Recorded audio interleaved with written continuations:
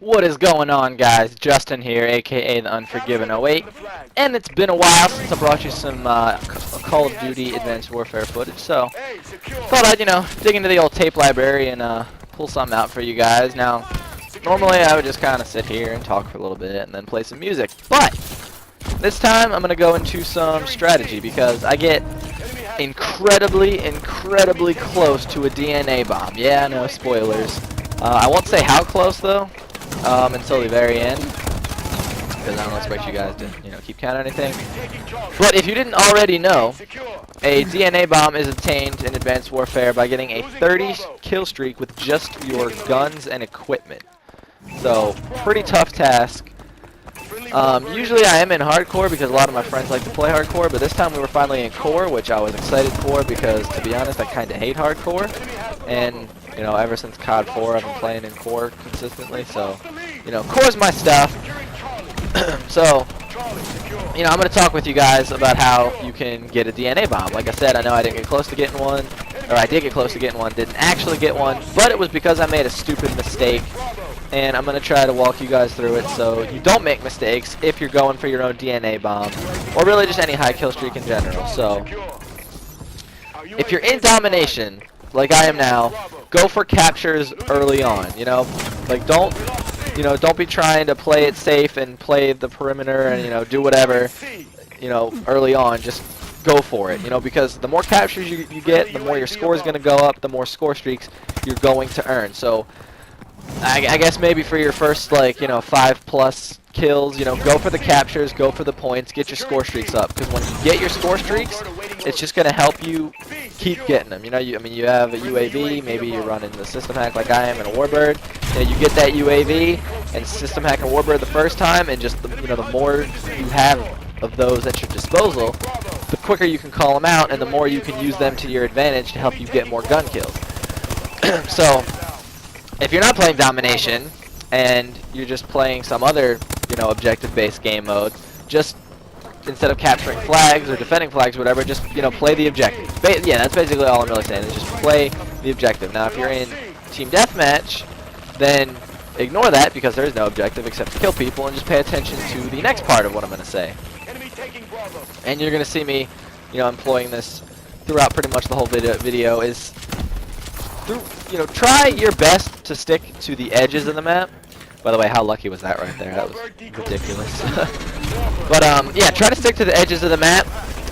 And if you don't really want to stick to the edges, all the way around, then just try to stay in between choke points, like how I'm kind of floating between the A and B and C and B flags. Don't stand out in the middle of the open, obviously. Don't go in an area where there's going to be a lot of people all the time. Maybe float between areas where there's going to be a lot of people sometimes, but make sure it's something that you can manage. Make sure it's a situation you can control, and definitely keep an eye out for your teammates in the area, because if there are more teammates in the area, that means there's less of a chance for there to be enemies, and vice versa. If you're in an area where there's very few of your teammates, then there's a higher chance for there to be enemies. So if you're in between choke points or anywhere near a choke point, and you don't see any friendlies near you, either just get the hell out of there or take some cover and just wait it out for a few seconds. There's no shame in waiting.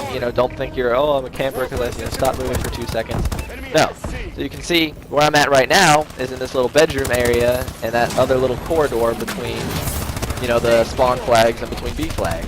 Obviously most of the traffic is going to be directly on B flag and in that area above it, right up these stairs here.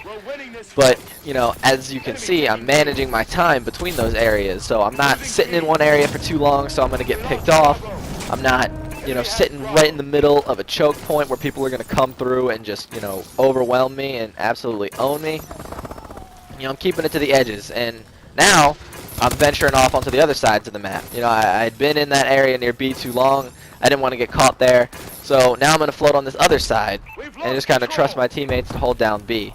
Now, if you're getting your butts kicked pretty bad and you need B flag, I wouldn't recommend doing this because, at least in my eyes, the win is the most important thing. So, first things first, help your team. But after, I spend a few minutes over there, I'm coming over to this side of the map. Still not in super, congested spots, not in spots that are almost guaranteed to get me killed. You know, yeah, it's some higher traffic spots, but I'm moving through them quick. You know, so I'm on my kill streak now. Round is over. You know, I have, I believe, at least a couple kill streaks ready for next round that you're going to want to wait to use. I know a lot of people like to just, you know, immediately call in this stuff at the end of the round or at the beginning of the round. Wait, especially with the UAVs. You know, don't call in your UAV until probably about 3 or 4 seconds after you get your spawn flag, because as soon as you spawn, you don't need to know where the enemy's at. You know where they're at. They're at their spawn too. Now, I was trying to call in my warbird there, but that didn't work. So then I went ahead and called in the UAV a few seconds after leaving there. So boom, by the time it comes up, it's already going to be in a place where there's going to be enemies. Got my warbird in, system hack. Now they're all screwed up, and this swings the momentum hugely, hugely in your favor for the round. So also be careful that if you do notice you have a good amount of your score streaks available at the end of a round, just, you know, be careful. And how about that lucky kill again? That whole lucky sequence. Fire.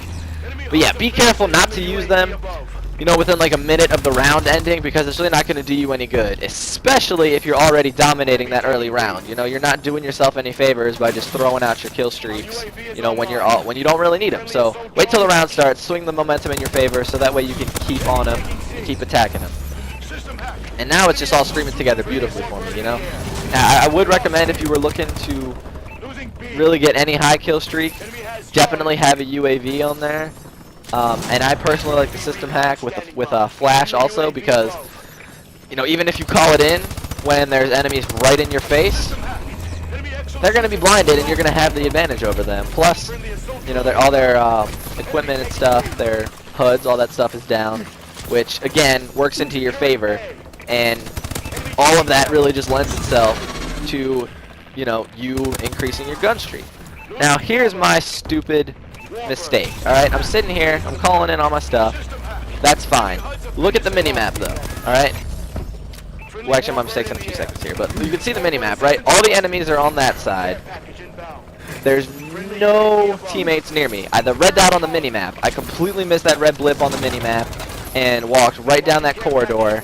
Now, if I was paying attention, I would have at least seen that guy there and either A, stayed in that corridor and waited for him to pass and then tried to make a move on him, or if I was feeling lucky and wanted to be aggressive about it, I could have just jumped up there and tried to take him out immediately. But that is another thing you have to make sure you do, is pay attention to your minimap. Even if there's not a UAV up, you're still going to want to keep an eye out for people exo jumping if they don't have the perk. I can't remember what it is that, you know, stops them from showing up on the minimap, or if they're firing an unsilenced weapon, because both of those things are going to happen a lot, excuse me, and are really key indicators to let you know where people are, you know, whenever they're moving or shooting. So yeah, that was my mistake. You know, I still end up doing pretty well this game. Actually, I end up doing really well this game, but yeah, so close to the DNA bomb. By the way, if you were wondering, I know I left that cliffhanger at the beginning of the video. 28 kills. I was at 28 kills with just my gun, so I only had needed 2 more to get the DNA. You know, oh well, what you gonna do? But this game is a lot closer than I'd expect, considering how well I was doing. But you know, when the game's winding down like this, say you already have died going for your kill streak, you know, if you're going for that DNA bomb, then please don't keep trying for it, because I can almost promise you in a minute and 40 seconds, you're not going to get 30 gun kills. So just make sure you know, help out your team.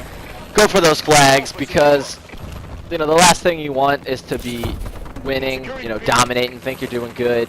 Check the score closer than you think, and then before you know it, you know, you're controlling the people's spawns, but they get behind you somehow, they get in somewhere you didn't want them to, and they capture one of the flags and defend it like you guys were trying to do, and then they just take the game right out from under you guys, and you end up losing. Because honestly, I don't care how good I do in a game or how well I do in a game.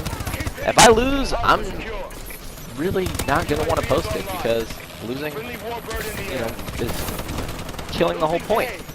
You know, I mean, if you're playing baseball or football, what does it matter if you score, you know, a crap ton of points if you lose at the end of the day? So, you know, I guess that kind of spoils the outcome of the game. But oh well. But yeah, this video is starting to wind down a little bit, guys. So I hope you found all my information useful. Hope you guys can go out and get your own DNA bombs. And if you didn't know what a DNA bomb was before, go get one. What are you waiting for? Go. Because just in Modern Warfare 3, I remember getting the Moab at a 24 kill streak, or 25 if you didn't have hardline. That was an amazing, amazing feeling. One of the best feelings I got while playing video games. So being able to say that you got a DNA bomb, having that little feather in your cap, I mean, that'd be amazing. I mean, I know I'd feel amazing if I did it. I personally don't even know anyone that's done it so far. So, go ahead, guys. Be the first of your friends to get a DNA bomb. Go tell them you got a DNA bomb and blow their minds, because they don't even know what a DNA bomb is, because they've never even got close to sniffing one. So go kick some butt for me, guys. Anyway, this video is closing out now. Hope you guys enjoyed and found all my information useful. If you did, make sure you hit that like and subscribe button. And until next time, guys, I'm signing off. Peace.